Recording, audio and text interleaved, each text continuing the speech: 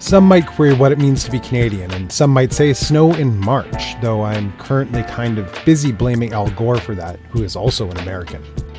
So what does it mean to be Canadian? Catherine Mary McKenna, PC, a member of the Liberal Party and in full support of the Canadian firearms ban, released a statement via social media post in promotion of developing a civil defense force in Canada in light of the Canadian-US tariff war.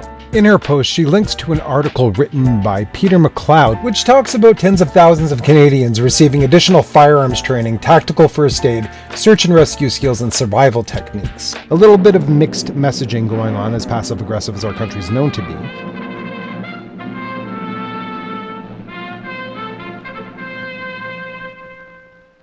Freedom's torch, lighting our continent, is the target of those who do not believe in freedom. Front lines of freedom are again at our doorsteps. Yesteryear, the common purpose of our forefathers became the collective defense of free men.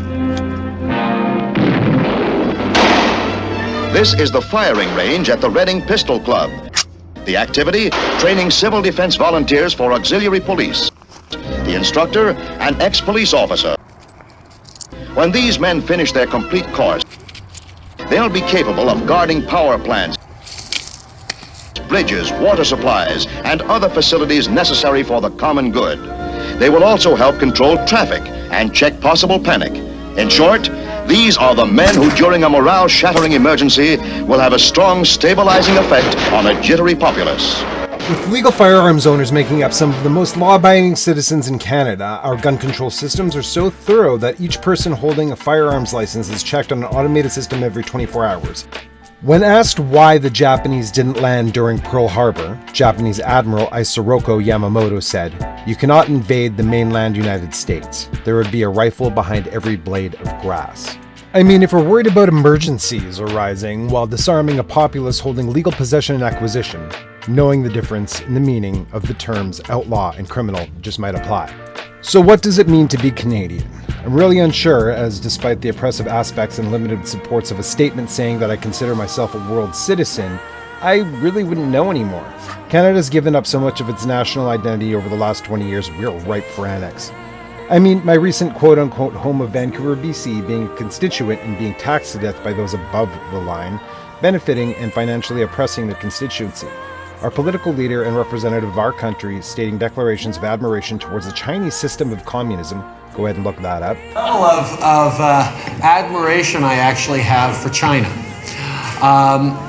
because their basic dictatorship. Lying to and manipulating its populace regarding firearms within what's looking like attempts to total disarmament, taking away our ability to hunt our own food and protect ourselves. I mean, come on, if police, RCMP, and criminologists don't believe that this firearms ban is going to do anything for the criminality of firearms use, you gotta trust the science, right?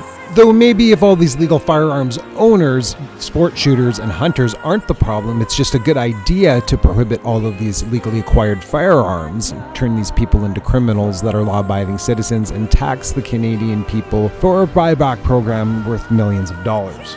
The listed corruption and collusion going on and on. At least things are interesting though.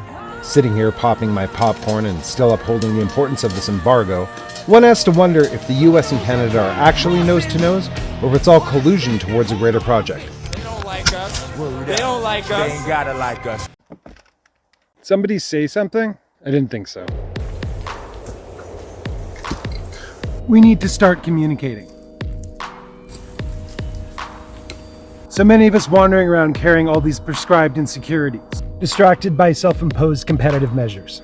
Worrying and talking about all the wrong things. Wandering around blindfolded in the dark, carrying all these knives, trying not to stab each other. We end up cutting ourselves in the process. Racism, sexism, orgasm.